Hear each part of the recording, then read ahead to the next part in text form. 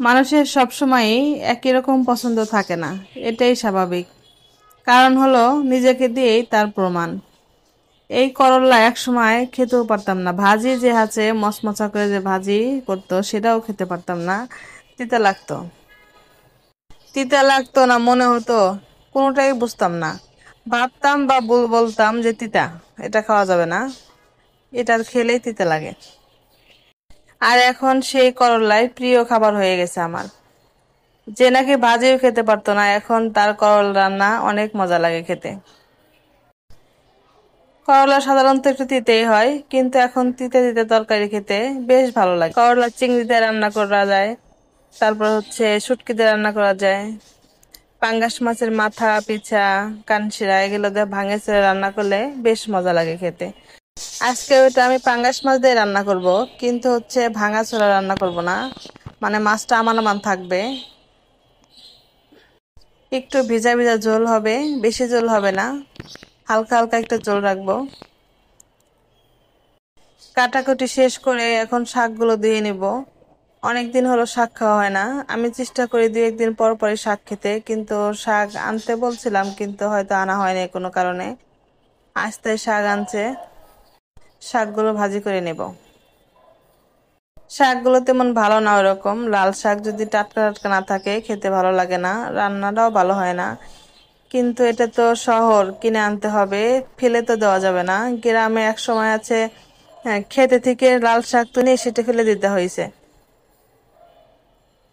বা বাড়িতে গরু থাকলে গরুকে দিলে খেয়ে ফেলতো। কিন্তু এখানে তো ফেলা যাবে না, কারণ বাজারে হয়তো এক একদিন ভালোটা পাওয়াই যায় না, যেটা পাওয়া যায় সেটাই আনতে হবে আর সেটাই খেতে হবে।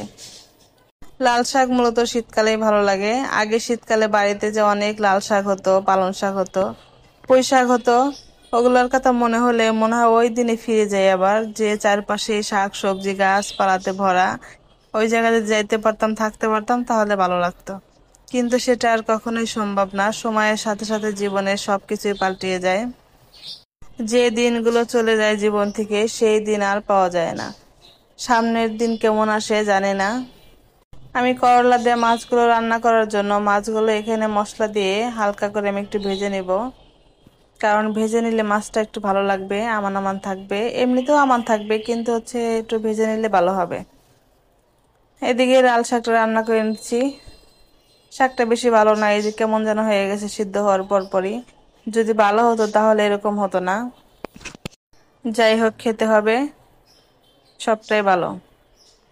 আমি করলা দিয়ে পাঙ্গাস মাছ রান্না করার জন্য এখানে কাঁচা মরিচ পেস্ট দিয়ে একটু হালকা একটু তেল দিয়ে একটু ভাজা ভাজা করে নিলাম। তার ভিতরে দিব হলুদ গুঁড়ো, মরিচ গুঁড়ো, লবণ, জিরা গুঁড়ো, একটু আদা বাটা দিয়ে ভালো করে মশলাটা কষিয়ে তার ভিতর দিয়ে দিব একটু হালকা পানি। একটু পানি দিলে মশলাটা ভালোভাবে কষানো হয়। পানি না দিলে মশলা একটা ঝাঁঝ বেরোয়, পুরো ঘর ঝাঁঝে ছড়িয়ে যায়। আর যদি পানি দেওয়া হয় তাহলে আর ঝাঁঝ বের হবে না। সবচেয়ে ভালো হয় তেলের ভিতরে পানি দিলে, সেটাই ভালো হয়, তাহলে আর মশলার ঝাঁঝ বের হবে না। তেলের ভিতরে পানি দিয়ে তারপর মশলা দিতে হবে।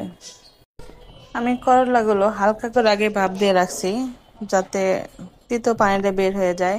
আসলে ভাপ দিয়ে করলা রান্না করলে একটু তিতাও লাগে না। যারা খান না তারা অবশ্যই এভাবে রান্না করে খাবেন, তাতে দেখবেন তিতা লাগবে না আর। করলাটা হালকা গরম পানিতে একটু ভাপ দিয়ে রাখলেই আর তিতা লাগবে না। করলা খাওয়া শরীরের পক্ষে ভালো, করলা রান্না ভাজি শরীরের পক্ষে খুবই ভালো। কারণ শরীরে শুধু মিষ্টি বা শুধু ঝাল, শুধু তিতা এরকম না, শরীরকে সবকিছু দিতে হবে, ঝাল মিষ্টি টক তিতা সবকিছু দিলেই ভালো থাকবে। আমি মাছটা দিয়ে ভালো করে কষিয়ে তারপর একটু পানি দিয়ে দিব, একটু পানি দিয়ে ঢাকা দিয়ে দিব, ঢাকা দিয়ে কিছুক্ষণ রান্না করলে হয়ে যাবে আমার মজাদার তরকারি। আচ্ছা, যারা হচ্ছে ব্লক প্রিন্টের কাজ শিখতে চান তারা অবশ্যই আমার সাথে যোগাযোগ করবেন, আমি ফ্রিতেই কাজ শিখিয়ে দিব, কোনো টাকা লাগবে না। কারণ হচ্ছে অনেক জায়গায় থেকে অনেকে টাকা পয়সা প্রয়োজন হয় কাজ শিখতে, আর টাকা ছাড়া কেউ কাজ শিখাবে না, এটাই স্বাভাবিক। মোবাইলের মাধ্যমে শিখিয়ে দিব। মোবাইলে হচ্ছে ক্লাস নেওয়া যায়, মোবাইলে যেভাবে ক্লাস নেওয়া যায় সেভাবে কাজগুলো শিখিয়ে দেবো আমি। শুধু কিনতে হবে, যেগুলো দিয়ে কাজ করতে হবে ওইগুলো কয়েকটা জিনিস কিনলে পারে কাজ শিখতে পারবেন। সবগুলো জিনিস আগে কেনা দরকার নেই, কারণ প্রত্যেকটা জিনিস কিনতে অনেকগুলো টাকা প্রয়োজন হয়। একটি পদ্ধতির কেমিক্যাল কিনলেই কাজ শেখা যায়, কারণ কাজ শেখার জন্য প্র্যাকটিসের জন্য বেশি কেমিক্যাল প্রয়োজন হয় না, অল্প একটু কেমিক্যাল হলেই কাজ শিখতে পারবেন। ব্লক প্রিন্টের কাজ শিখতে অনেকগুলো কেমিক্যাল প্রয়োজন, সেটা সবাই জানে, কিন্তু হচ্ছে একটি পদ্ধতিতে ব্লক প্রিন্টের জিনিসপত্র কিনেও কাজ শেখা যায়। একটি পদ্ধতিতে কাজ করতে পারলে সব পদ্ধতিতেই কাজ করা যায়।